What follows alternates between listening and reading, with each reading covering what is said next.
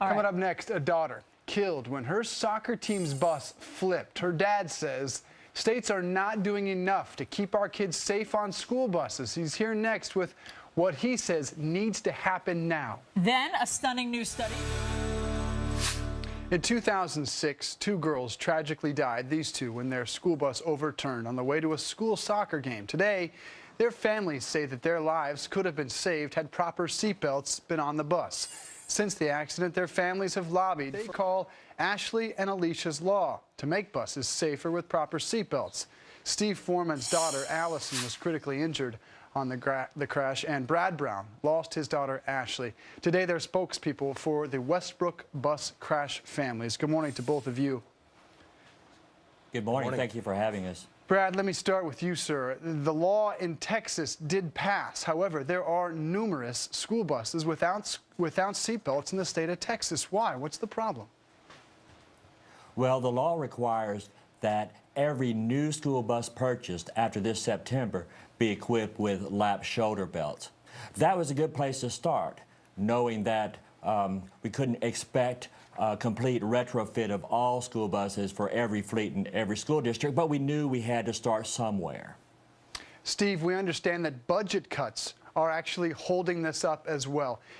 What are you saying to administrators and to local officials about how important this is for the safety of their children? Well, we know in 2010 that seatbelts save lives and prevent injuries. If our children had had seatbelts on their bus, their lives would have been spared, their injuries would have been spared. I think our legislature got it. That's why Texas passed the law. Our governor supports it. We know that the money is tight, but we're pursuing a reasonable solution. In Texas, we have $10 million that has been put toward providing new lap shoulder seat belts in buses, and we're moving those to the highest exposure routes which have been determined. So they understand that this is the right thing to do. This is what parents want and expect. And they're putting their money where their mouth is in Texas. We just hope the rest of the country would follow suit. Yeah, it's always blown me away, Brad, as a parent. Always shocked me that these buses still aren't required to be equipped with them. States are doing things. California requires a 3-point system. There's an effort in Florida, Louisiana, New Jersey, New York. But why, Brad, is not being done on a national level to require this in all buses? Well, isn't that surprising? It's a head scratcher for us. You know, the school bus is the only environment that your child will be in which there is no lap shoulder belt available to them. There's just no logical sense that seat belts aren't provided on buses. The equipment is available, and our children certainly deserve it, and parents expect it. Steve, how dangerous is the current situation for those that don't understand?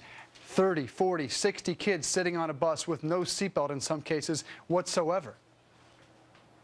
Look, all you have to do is look at the real crash videos that we have. Buses have video systems in it. We have pictures of a bus in a rollover, children literally being violently thrown from their seat.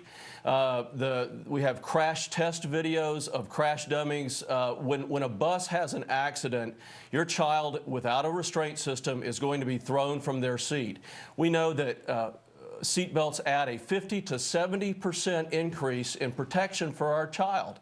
There's no good reason. It is a dangerous situation. Thankfully, school buses have a pretty good accident history, so there are not that many accidents. But when an accident does happen, our children deserve much better than the protection, the total lack of protection that they have now.